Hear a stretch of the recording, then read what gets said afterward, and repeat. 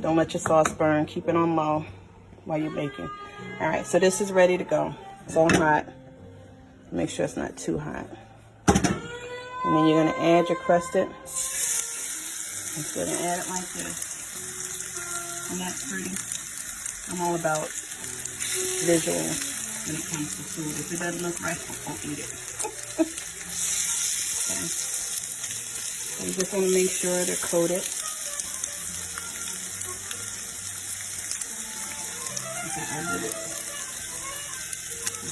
Very flavorful.